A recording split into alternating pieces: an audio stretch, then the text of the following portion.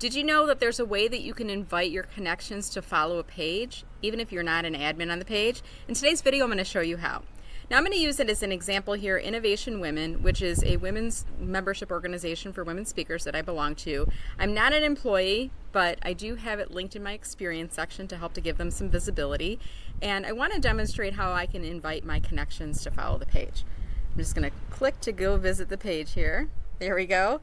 And in the middle of the page, as the public viewing the page, you can see that there's a couple buttons. There's message, following, and then there's a button with 3 little dots. If you click on the button with 3 little dots, you can select invite connections.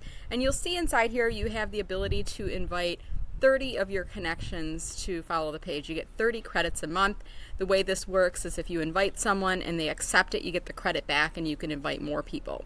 Now, the credit is limited to this page. What I'm not sure on is how this factors up into the total number of credits that a page has. I think these might be independent.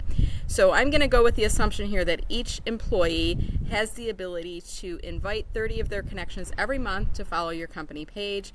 Now, one of the things I usually recommend to my clients is that we give our employees the ability to see the admin view as well if they are in a sales role, because then they can see who's following the page and there might be warm leads in there.